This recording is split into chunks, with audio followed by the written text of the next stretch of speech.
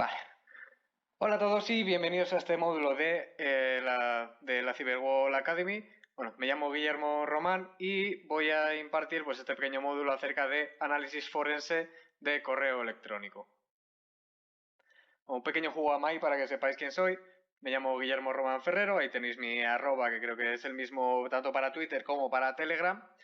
Soy cofundador del blog de seguridad informática Follow the White Rabbit, que tenéis ahí la dirección. Desde hace bastantes años. Desde hace unos años nos dedicamos un poquito a la divulgación, a escribir posts acerca de ciberseguridad, de hacking, también de seguridad ofensiva, que es más a lo que me he ido enfocando yo en los últimos tiempos. Y bueno, actualmente trabajo como Cyber Risk Senior Associate en Kroll. Lo primero de todo, antes de meternos de lleno a cómo se hace un examen forense a una bandeja de correo o a un mismo correo electrónico, tendremos que primero entender cuáles son los principales protocolos que entran en funcionamiento a la hora de enviar y recibir este tipo de correos electrónicos. Que en este caso, pues vamos a explicar, aunque sea por encima para tener un concepto de ello, SMTP, POP3 e IMAP. Primero de todo, y que yo creo que suele ser el más conocido, es SMTP, que son las siglas de Simple Mail Transfer Protocol o un protocolo de transferencia simple de correo. Este protocolo permite el envío de correos electrónicos a través de Internet y tiene su origen pues, en los mismos primeros días de Internet. Tened en cuenta que Internet desde el primer momento se creó como una herramienta de comunicación y pues SMTP fue uno de esos primeros protocolos que surgieron para permitir esta comunicación pues, en su día pues, entre diferentes universidades o los diferentes nodos que formaban el primer Internet. SMTP en concreto se dedica única y exclusivamente al envío de un mensaje de correo electrónico y mucho más concretamente de mover un mensaje de correo de un servidor origen a un servidor destino, pudiendo pasar, que la gran mayoría de veces esto es lo que nos va a ocurrir, va a pasar por servidores intermedios. El cliente de correo, en este caso que podría ser Outlook, podría ser Thunderbird, podría ser Lotus, cualquier tipo de cliente que utilicemos o cualquier aplicación de correo de nuestro móvil, lo que va a hacer es comunicarse en principio con el servidor SMTP de entrada, que pues, normalmente por el puerto 25 o 587 o mejor todavía 465 para SMTPS, que ahora vamos a ver lo que es, que le proporciona el servicio para poder emitir este correo. De forma predeterminada no proporciona, como la gran mayoría de protocolos de estos inicios de Internet, ni autenticación ni cifrado, pero pueden utilizarse tanto extensiones del protocolo, en este caso para proporcionar esta autenticación, y TLS para lo segundo, para poder proporcionar una capa de cifrado por encima del protocolo básico.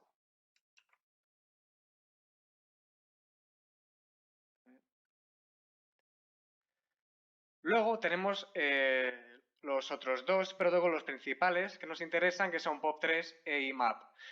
En este caso, POP3 son las siglas de Post Office Protocol o protocolo de oficina de correo. Este es utilizado por nuestro cliente de correo electrónico, de nuevo Outlook, Thunderbird, lo que utilicemos, y se encarga de descargar y almacenar de manera local estos correos electrónicos que hemos recibido.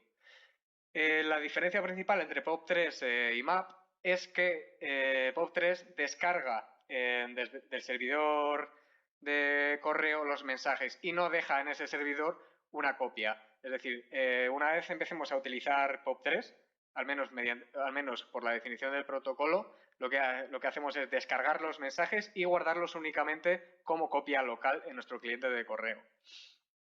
El cliente de correo, de nuevo, se va a comunicar con nuestro servidor POP3, normalmente por el puerto 110 o para POP3S por el 995 para descargar los mensajes.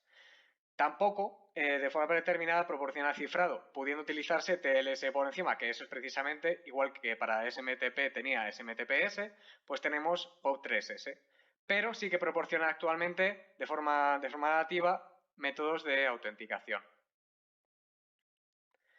Y muy parecido, y tenemos IMAP, que son las siglas de Internet Message Access Protocol o protocolo de acceso a estos mensajes de Internet. Igual que POP3 se encarga de recibir estos mensajes de correo electrónico del servidor hacia nuestro cliente, pero deja la copia en el lado servidor y estos mensajes se van a visualizar de manera, digamos, remota. Es decir, teníamos que POP3 se comunicaba con el servidor, cogía esa copia de correo electrónico, la descargaba y únicamente se quedaba con la copia local. Ya ese mensaje desaparece del correo, o sea, perdón, del servidor de correo. Pero en el caso de IMAP, simplemente carga ese contenido del mensaje en nuestro cliente de correo, pero deja esa copia de los datos en el servidor. De nuevo, pues igualito que con POP3, nuestro cliente de correo se comunica con el servidor IMAP, en este caso en los puertos 143 o 993 para IMAP-S, para descargar, bueno, en este caso más bien visualizar estos mensajes.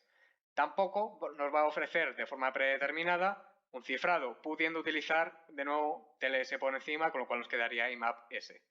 Pero también, igual que POP3, sí que proporciona métodos de autenticación contra este servicio. Ya, por seguir un poquito con los fundamentos que vamos a ir utilizando a lo largo de este módulo, tenemos que saber, aunque realmente todos tenemos al menos una idea muy general, qué es el phishing y qué técnicas de suplantación de identidad se utilizan en este tipo de mensajes. Primero, el phishing es un conjunto de técnicas con el objetivo de obtener información personal e incluso corporativa acerca de una persona. En general va a ser una persona, pero el phishing se recibe por todo tipo de buzones de correo y tiene una gran diversidad de objetivos o de cosas que realmente va a querer adquirir. El objetivo principal de este phishing suele ser obtener pues, datos bancarios, contraseñas o información privada para poder posteriormente pues explotar este tipo de información, de utilizarla para obtener pues básicamente un beneficio. Utiliza una gran variedad de vectores de ataque. En este caso, pues el más tradicional y el que vamos a tratar aquí es el vector de correo electrónico, pero también tenemos una variante del phishing mediante SMS, que normalmente o comúnmente se conoce como smishing, o por llamadas electrónicas, como el vishing. Estos dos últimos ya son, bueno, realmente todo esto tiene un componente mucho más, bueno, bastante importante de ingeniería social. Al final no estamos, digamos, hackeando a nadie, no estamos explotando un sistema, si estuviésemos desde el punto de vista del atacante, sino que intentamos engañar a una persona para que sea ella misma quien nos proporcione esos datos de acceso, esa información personal, etcétera. Las consecuencias que puede tener ser víctima de un phishing, pues si un usuario cae víctima de una campaña, las consecuencias pues, pueden ser desde irrelevantes a totalmente devastadoras, ya sea para esa persona o para por ejemplo, su compañía. Puede haber una colección de credenciales obtenidas y la publicación de este tipo de colecciones. Más que publicación, lo más habitual es la venta de este tipo de bases de datos de usuarios y contraseñas obtenidos por estos métodos. Tenemos el uso ilícito de una cuenta bancaria o tarjeta comprometida. Si nosotros caemos víctimas de un phishing y le proporcionamos al atacante nuestros datos bancarios, va a hacer uso de esos datos bancarios para acceder a nuestra cuenta y, bueno, básicamente hacer compras, sacar dinero, una variedad de objetivos, todos malos. Tenemos también acceso no autorizado a cuentas personales y o redes sociales, por ejemplo, que caigamos en un phishing que simula ser Facebook y desde ese mismo momento el atacante va a tener acceso a esa plataforma con nuestra cuenta, porque nosotros le hemos dado los datos de acceso. Y por último, de mis ejemplos, porque hay muchos más, está el acceso no autorizado a sistemas corporativos y el posible compromiso de sistemas. ¿Qué quiere decir esto? Y que de hecho, desde el punto de vista de forense, es el que más nos puede interesar, que es, si nosotros enviamos como atacante una serie de correos electrónicos simulando ser la plataforma de Office 365 de una empresa, y hay un gran número, bueno, incluso un pequeño número de usuarios que caen en ese phishing y nos envían esas credenciales, ya por ejemplo en un ejercicio de Red Team tenemos muchísimo hecho, porque incluso podemos de esta manera llegar a incluso obtener credenciales de un administrador de dominio, poniéndolos en el caso más extremo, o las credenciales de alguien que tenga pues un tipo de permisos en el tenant que nos permita pues, realizar más acciones de las que teníamos en principio permiso. Vale, tenemos qué elementos debe o debería tener un correo malicioso que esté bien hecho. Primero, tendrá que hacer uso del idioma materno de la víctima y tendrá que hacer uso de este idioma materno de una forma convincente, ¿vale? Porque todos hemos recibido algún mensaje de phishing en español que se notaba, por ejemplo, a la legua, que eso era un cebo, era un phishing, porque utilizaba muy mal ese idioma.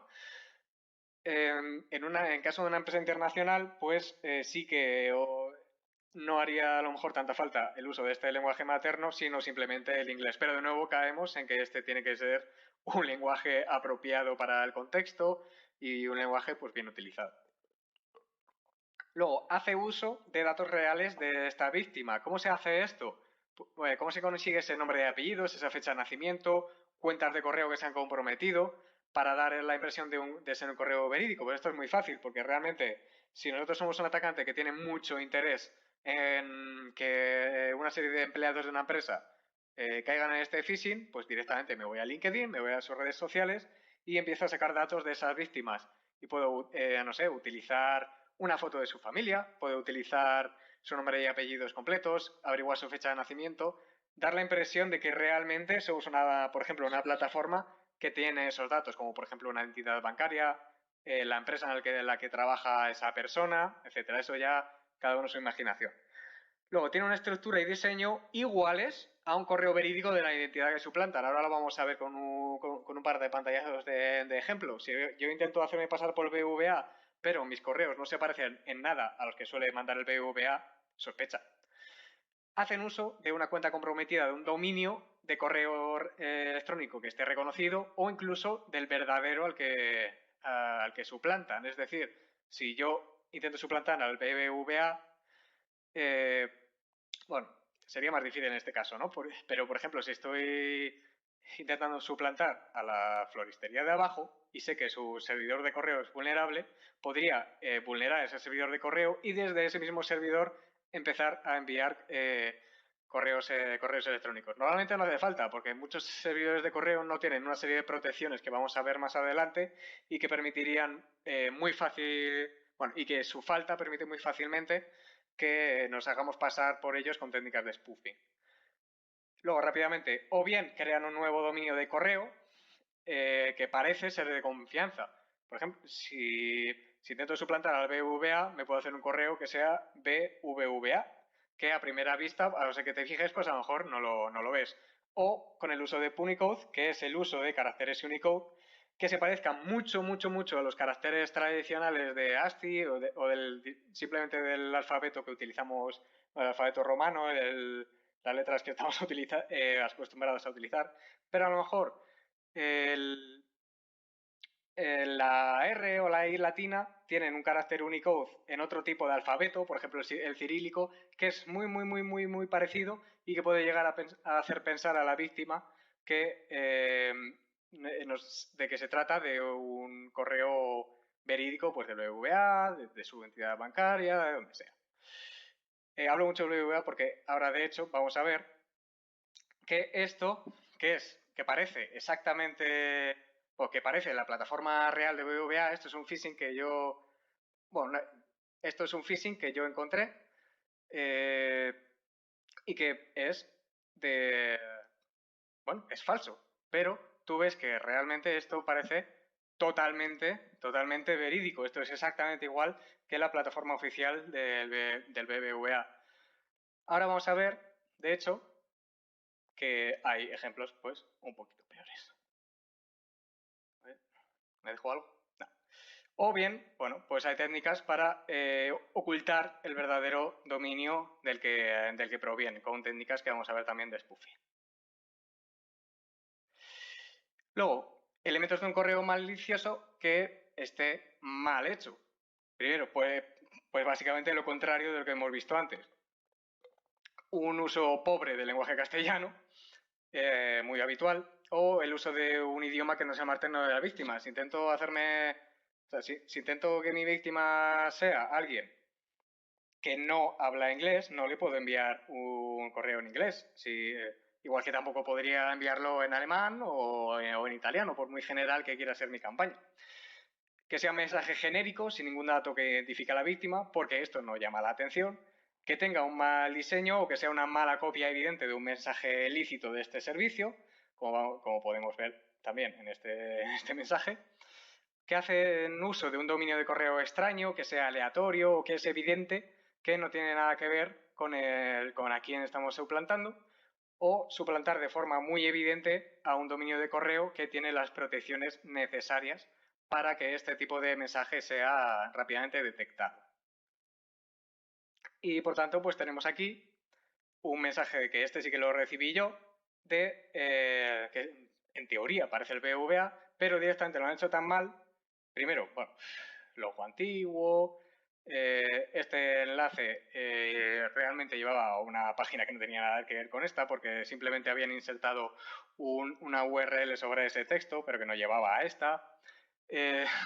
Un uso no muy bueno del idioma castellano, slundos, bueno, muy malo. Y de hecho, si vamos arriba del todo, pone de nueva notificación international.alert@gov.com, que esto evidentemente no es el BVA.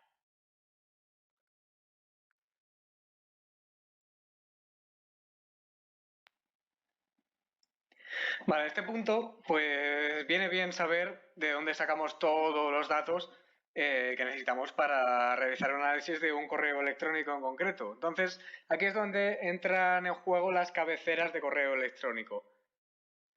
Las cabeceras de un correo son uno de los dos componentes principales que va a tener. Primero están las cabeceras y luego está el cuerpo del mensaje, que es ya donde ya tenemos la información en sí que estamos enviando. Las cabeceras pues indican datos necesarios para el envío. De quién viene este correo, qué servidor fue el primer paso donde se originó este correo electrónico, por dónde ha pasado, cuáles han sido estos servidores de correo electrónico intermedios por SMTP, cuál es su destino, que en principio pues deberíamos ser nosotros. Los servidores de correo intermedios pueden modificar o añadir cabeceras. Por ejemplo, pues un ejemplo muy simple pues va a ser agregar la cabecera que indique que ha pasado por ese servidor de correo electrónico. Entonces, así, pues en el correo final que nosotros recibimos vamos a poder tracear, vamos a poder echar la vista atrás y ver todos los pasos que ha tomado por el camino de ese correo. Entonces, para ver las cabeceras dentro del correo electrónico, en Outlook, pues sería ir al correo electrónico en sí, y en archivo propiedades ya nos saldrá abajo a la derecha de la ventana emergente todas las cabeceras de correo que podemos pues copiar y pegar para verla mejor. Ahora lo vamos a ver. O en Thunderbird, por ejemplo, por poner un cliente de correo diferente, pues abrimos el correo electrónico, en el botón de más seleccionamos ver la fuente y realmente las cabeceras y el cuerpo hasta cierto punto es código, es texto estructurado. Por eso se refiere en este caso a ver la fuente del mensaje, como si fuésemos a ver la fuente del código dentro de una página web. Y bueno, tenemos aquí una página web muy útil que yo por lo menos utilizo mucho a la hora de realizar un análisis, que es mha.azurewebsites.net. El MHA es de Message Header Analyzer y es una página que tenemos en Azure, bueno, alojada en Azure realmente, que nos permite copiar y pegar allí la fuente de este mensaje y nos va a dar en forma de tabla todas las cabeceras que tenía el mensaje de forma mucho más estructurada y mucho más fácil de ver y de analizar.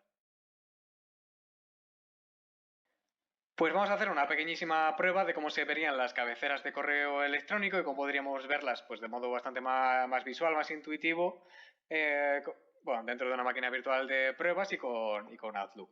Entonces, dentro de Outlook tenemos, pues, por ejemplo, este mensaje de correo electrónico publicitario, en este caso de Nintendo, y para ver su código fuente y, por tanto, tanto las cabeceras como el código del body del mensaje, sería irnos a Archivo y Propiedades. Aquí en la ventana emergente, pues ya vemos aquí abajo a la derecha que están todas las cabeceras y todo el cuerpo de mensaje. En este caso, el cuerpo de mensaje, como vamos a ver, es bastante breve, pero ¿por qué? Porque simplemente lo que hace es referenciar, en este caso, pues el código HTML que tiene que cargar aquí en el body. Entonces, con control A mismamente lo podemos seleccionar todo, o control derecho seleccionar todo, lo copiamos y ya en Azure Websites podemos copiarlo y, bueno, podemos pegarlo aquí en el campo de arriba del todo, y si hacemos clic en Analyze Headers, veis que ya tenemos aquí una lista de todas las cabeceras de correo que se contienen aquí en el mensaje. Por ejemplo, bueno, arriba del todo se hace un resumen. El subject o el asunto del correo es este: Share the fan sale ends the Sunday. El identificador del mensaje, que en principio es un identificador que debería ser único para este mensaje. La fecha de creación, de quién nos viene, en este caso Nintendo, nintendo@mail.nintendoeurope.com, y a quién va dirigido, en este caso, pues a mi dirección de correo electrónico.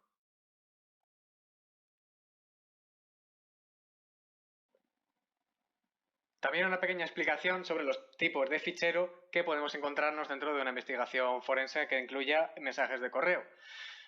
Para empezar tenemos el EML o Electronic Mail Format, que es un fichero de correo individual que nos va a contener tanto las cabeceras de correo como el cuerpo del mensaje en formato de texto plano. Va a incluir también los adjuntos dentro del mismo como elementos MIME, que bueno, normalmente lo que son pues codificaciones en texto plano, en este caso de base 64. Y el ML, pues por ejemplo, es un formato muy utilizado a la hora de exportar mensajes, por ejemplo, en Thunderbird. Aunque, bueno, Thunderbird, para que lo sepáis, comprime de forma parecida a Outlook con el PST todos estos ficheros ML dentro de un mismo fichero .mbox. Bueno, me enrollo. Luego tenemos el fichero MSG o los ficheros MSG, que son ficheros de mensajes de Outlook. Son también ficheros de correo individual, pero en este caso están codificados en binario. Su estructura es privativa, pero más bien que mal, pues está documentada. Sí, y se utiliza en sistemas de correo de Microsoft, como puede ser Outlook y Exchange. Luego tenemos dos tipos de ficheros muy habituales a la hora de afrontar un forense, por ejemplo, de un disco duro o de una partición, que son los ficheros PST y OST.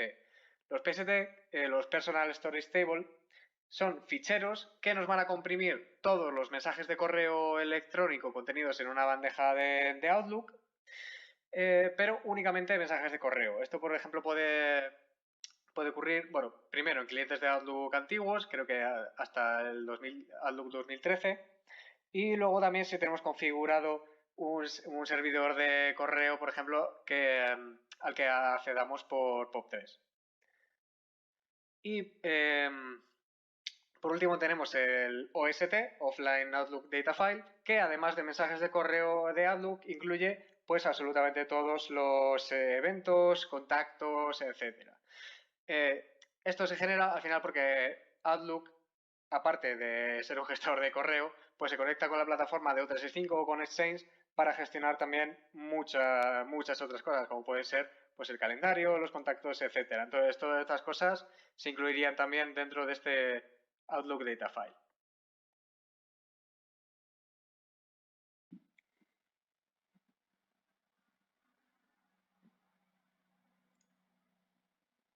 Bueno, continuamos. Siento que sea tan al principio tanta teoría, pero no os preocupéis que luego vamos a hacer unos cuantos ejercicios prácticos con esto. ¿Cuáles son los elementos de protección de correo que yo podría implementar en mi dominio y en mi servidor que me sirvan para evitar que alguien me suplante, en primer lugar? Primero está el SPF o el Sender Policy Framework, que consiste en un registro DNS, por esto es una protección que se implementa en nuestro dominio, que indica qué direcciones IPs tienen permitido para nuestro dominio enviar mensajes de correo electrónico. Tenemos una serie de campos dentro de ese registro TXT que son la versión del protocolo, un apartado que incluye la lista de direcciones IP que tienen permitido hacer este envío de correos en nombre de nuestro dominio y una flag, un indicativo que es -al o la cedilla al, que indica que el fallo, que ahora vamos a ver qué son, debería tratarse como un hard fail o como un soft fail. ¿Qué quiere decir todo esto? Si yo tengo un dominio @guille.es y yo lo tengo registrado, yo voy a ese registrar de DNS y creo un nuevo registro tipo TXT que incluya estos campos. Normalmente nuestro servidor de correo, o sea, nuestro proveedor de servicio de correo facilita esto mucho con un formulario, tú le metes los datos y ya está.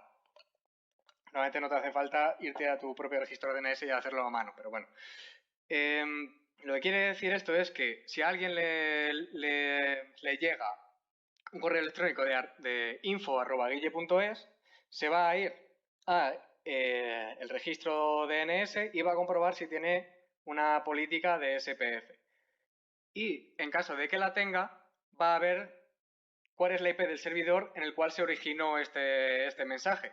Entonces, si esa IP origen se incluye en nuestra lista de SPF, lo va a dar como un pass, como un aprobado. Pero si viene de una dirección aleatoria de VH, pues lo va a dar como malo y entonces pues va a haber un fail o un hard fail dependiendo de la flag que le hayamos metido en el all. Entonces tenemos a ver el puntero. Perfecto. Vale, tenemos primero un pass, que es la que ocurre cuando la verificación es correcta y la IP origen está en nuestra lista de admitidos. Luego tenemos un hard fail, que es que la verificación es incorrecta, la IP origen no está en la lista que nosotros hemos marcado como permitidos y el mensaje debe, o más bien debería, ser descartado o al menos tratado como sospechoso. ¿Quién es el que decide realmente qué hace esto? Pues realmente el servidor destino. Es decir, si se lo envío a guille@gmail.com, es el servidor de gmail.com el que va a decir SPF ha fallado, pues esto tiene mala pinta. Se lo envío a la bandeja de correo deseado o directamente lo descarto o lo envío a eliminados o le meto un aviso, lo que sea. Pero tenemos también el soft fail, si le metemos el cedilla all, que es que la verificación es incorrecta y que el mensaje debería ser descartado o al menos tratado como sospechoso, pero no es tan fuerte, digamos, como el hard fail. El cedilla all podríamos ponerlo, por ejemplo, si realmente estamos, por ejemplo, haciendo pruebas con una granja de servidores de correo que son nuevas, a lo mejor se tienen todavía que propagar o no estamos todavía seguros de si todos nuestros correos van a salir de esta lista de IPs en el include.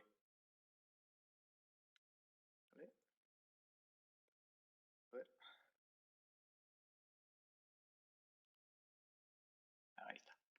Vale, luego tenemos el DKIM, que es también un registro TXT que indica la clave pública con la que debemos verificar la firma de ciertos campos del mensaje. Podemos marcar como protegidos por DKIM, pues la cabecera from, la cabecera return path, una serie de cabeceras y también el body o el cuerpo del mensaje, que es el que lleva en sí el contenido. Y nosotros incluimos una cabecera de KIM a la hora de realizar el envío del mensaje desde nuestro primer servidor, el servidor de nuestro proveedor de correo, que realiza una firma y incluye esa firma en esa cabecera de correo electrónico. De manera que el que reciba ese correo va a ir al registro DNS de nuestro dominio, va a ver que está protegido por DKIM y va a comprobar que esa firma, que está hecha en base a esos campos protegidos, pues se verifica. como cualquier comprobación de integridad que tenemos en criptografía de clave pública. Igual que nosotros enviamos un fichero firmado y si ese fichero es modificado en tránsito, esa firma ya no sería válida, pues es el mismo fundamento aquí con el mensaje de correo con DKIM.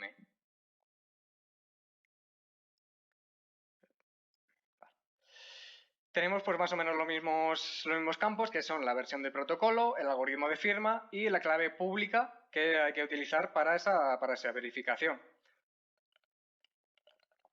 Y un detalle es que debe conocerse algo que se llama como el selector para realizar la consulta. Y este selector está incluido en las cabeceras de ese mensaje de correo electrónico. Cuando nosotros recibimos este mensaje, cogemos ese selector de las cabeceras y ahora vamos a ver cómo hacerlo de manera manual con DIG, pero eso nos permite hacer una petición de ese registro TXT y ver cuál es la clave pública con la cual podemos verificar esa firma. Entonces, aparte de que tenemos unos campos en el registro, tenemos unos campos dentro de las cabeceras de ese mismo mensaje de correo, que son la versión del protocolo, el algoritmo de firma utilizado, el dominio en cuestión, el selector, que es lo que vamos a coger de este mismo mensaje para poder consultar el dominio DNS. Luego, el modo de canonicalización de los headers y del body, que puede ser relaxed o simple.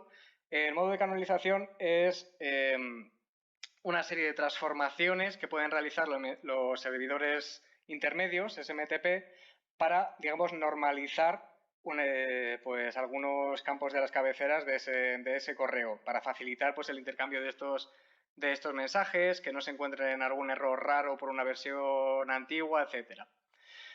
Luego, los campos que hemos firmado de la cabecera, aparte del body, bueno, sí, los campos firmados de la cabecera, aparte tenemos el hash del body para comprobar también que no se ha modificado y por último las firmas tanto de las cabeceras que hemos marcado como protegidas como del body. Y por último, y yo creo que es el más importante, perdón, es el DMARC o Domain Based Message Authentication Reporting and Conformance. Es un registro de nuevo DNS de tipo TXT que, si existe, indica que se deben realizar una serie de comprobaciones para verificar esta autenticidad del email y proteger nuestro dominio ante ataques de spoofing. El registro de DMARC establece que la comprobación de DMARC es correcta si se dan dos condiciones. Primero, que los campos SPF o DKIM son correctos, es decir, que pasa la verificación SPF o que pasa la verificación DKIM, cualquiera de estos dos métodos de protección, y que además el dominio del campo from de las cabeceras del correo coincide con el campo return path de estas mismas cabeceras. ¿Qué quiere decir esto? El dominio del campo from, el campo from en sí de las cabeceras de un mensaje es el que vemos en el cliente de correo que te dice, pues este mensaje te lo ha enviado Pepito. Pero es que este campo from, por la definición del protocolo, podemos poner exactamente lo que queramos. Y esto en principio, al menos en el protocolo puro, no se realiza ninguna comprobación. Yo puedo enviar un mensaje de correo por SMTP diciendo que soy barackobama@whitehouse.gov y yo puedo hacerlo. Y bueno, para eso precisamente son los campos SPF y DKIM, porque lo que protegen es que yo no pueda inventarme un correo electrónico en mi casa de @whitehouse.gov. ¿Por qué? Porque mi IP no está listada como permitida para enviar mensajes de correo con ese dominio. O, por otra parte, yo no tengo la clave privada para firmar ese mensaje y que pase la comprobación de KIM. Un ejemplo, por si nos ayuda a comprender cómo funcionan estas dos comprobaciones anteriores. Pero además, en este caso, este campo from tiene que coincidir con el campo return path. El return path es un campo de las cabeceras que normalmente lo que indica es a dónde tienes que enviar el mensaje de rebote en caso de que el envío de este mensaje falle. habréis visto, por ejemplo, contestaciones de mensajes automáticos. Por ejemplo, te envían un mensaje publicitario que es de no reply @ lo que sea, la tienda que sea, .com, y tú le contestas automáticamente, te envía una contestación automática que dice no se ha podido enviar este mensaje. ¿Por qué? Porque realmente esta cuenta de correo no existe. ¿Cómo sabe el servidor a dónde tiene que enviar este mensaje de error? Porque está en el campo return path. ¿Por qué no lo envía directamente al campo front? Porque si sos una campaña publicitaria, a lo mejor queremos que estos mensajes de contestación, pues por direcciones incorrectas, se manden pues a un buzón de correo que hemos creado específicamente para eso, que no sea publicidad @empresa.com, sino reportes @empresa.com. Esto, una vez implementemos el DMARC, por ejemplo, no sería posible, pero sí que es una práctica muy extendida. Por ejemplo, si mi empresa utiliza servicios como MailChimp, por ejemplo, para enviar campañas de publicidad, el return path va a apuntar a el proveedor de esta publicidad, como puede ser MailChimp, aunque el from sea pues info @micompañía.com. Bueno, me enrollo. Los campos del registro DNS de este DMARC pues serán muy similarmente pues la versión del protocolo, la política que debe o debería aplicarse, que puede ser none, quarantine o reject. Son bastante explicativos. None, pues no pasa nada, no hagas nada. Quarantine, si puedes, si tienes un sistema de cuarentena, envía este mensaje a cuarentena. O reject, que es directamente este mensaje 100% es falso, y esto lo declaro yo como dueño de ese dominio y descártalo. Luego, tenemos un campo interesante que es el porcentaje de mensajes a los que aplicar esta política, que, por ejemplo, si estamos utilizando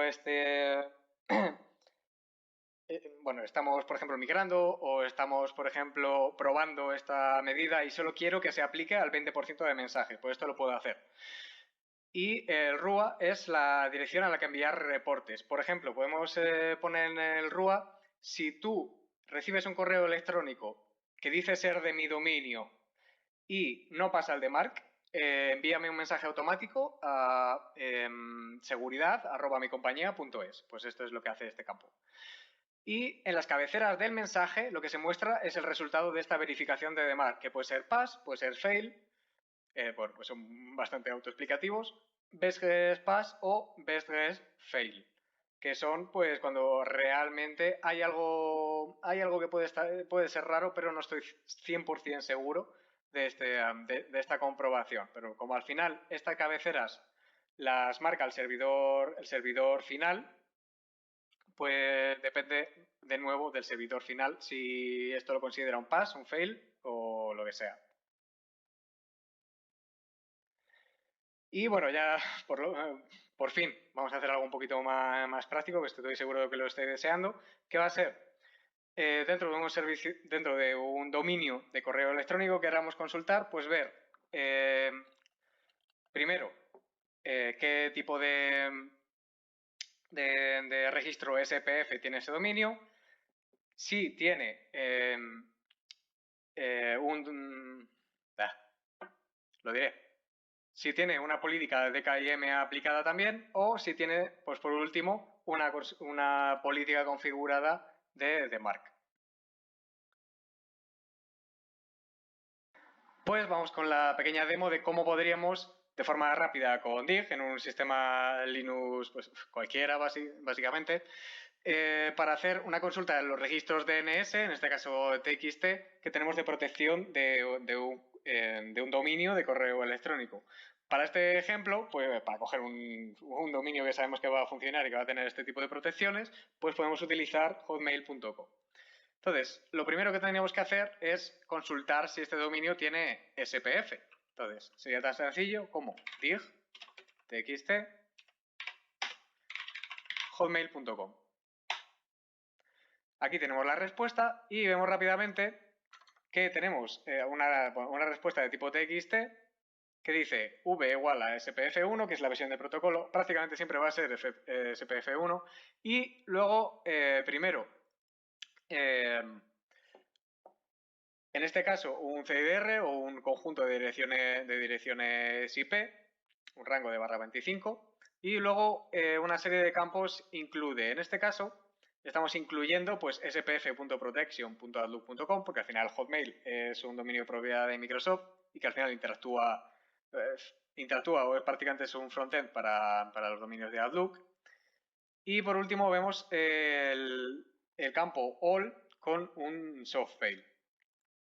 Entonces, vemos que para que la verificación SPF sea para que pase, un email que venga de o que diga venir de un dominio @hotmail.com tendrá que ser originado en este rango de IPs o en un elemento que esté dentro de estas listas. Como curiosidad, esto no son, por ejemplo, direcciones HTTP de donde te puedas descargar esas listas, sino que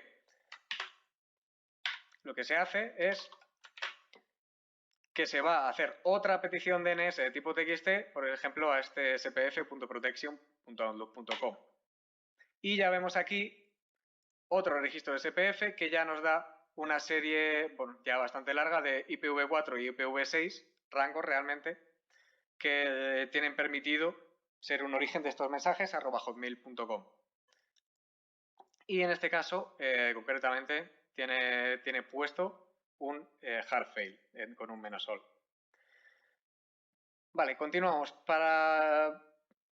Para consultar el DKIM tenemos que también hacer una consulta TXT a hotmail.com, pero necesitamos conocer el selector del DKIM, en este caso. Entonces, para hotmail.com, si recuerdo bien, es selector 1. Tenemos que ponerle /domainkey.hotmail.com. Perfecto, me acordaba bien. Vale, entonces vemos aquí inmediatamente que tenemos un campo DKIM.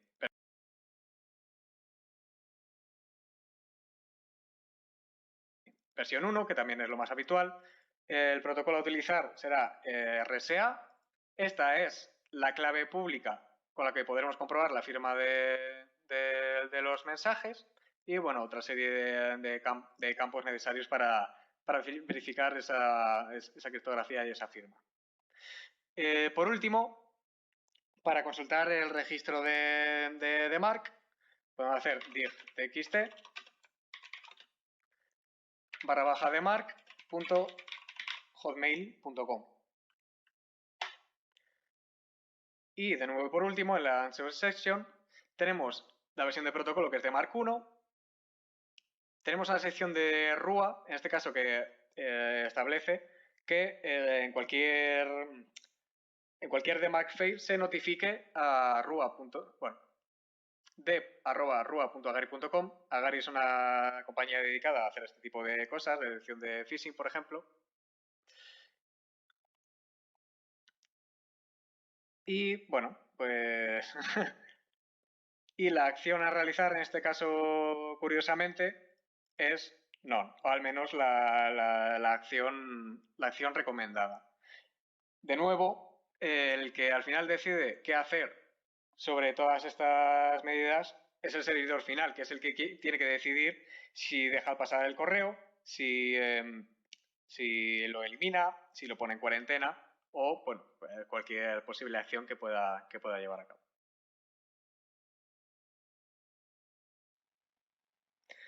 Bueno, y por último, sí que os quería al menos mencionar o que las conozcáis, son una serie de cabeceras que son las Exchange Online Protection o EOP.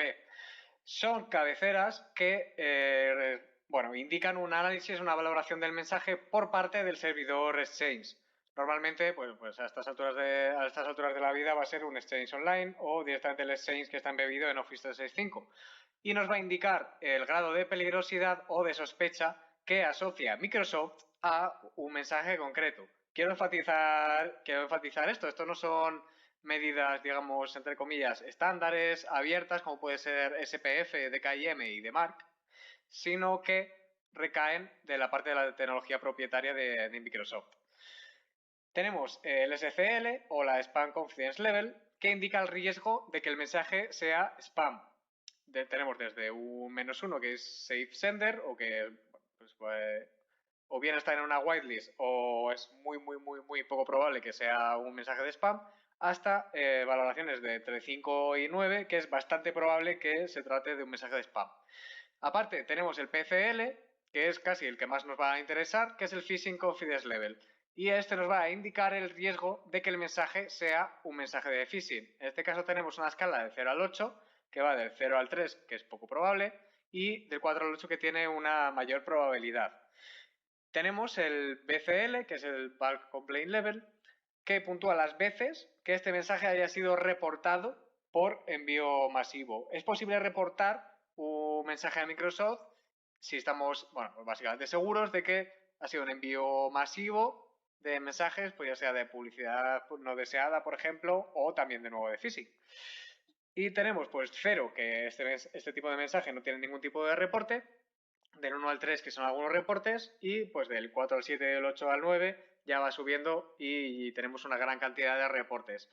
Realmente estas cabeceras pues al final se analizan en el servidor final si son exchange, por ejemplo, y en base a ello pues decidirá si las envía al mailbox, a la inbox del usuario que sea el destino, básicamente, o si la mete en junk, o si directamente pues la descartan estas reglas.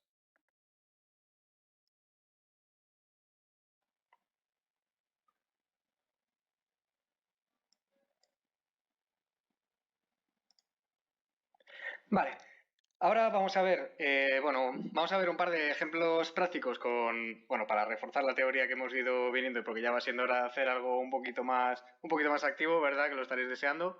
Y vamos a ver primero qué herramientas podríamos utilizar, aparte de lo que ya hemos comentado, para realizar un análisis de un correo electrónico pues que tengamos que inspeccionar o que nos haya llegado y del que queramos conocer pues su veracidad, etcétera. Entonces, lo primero será nombrar unas cuantas herramientas que nos van a ser bastante útiles para nuestro análisis.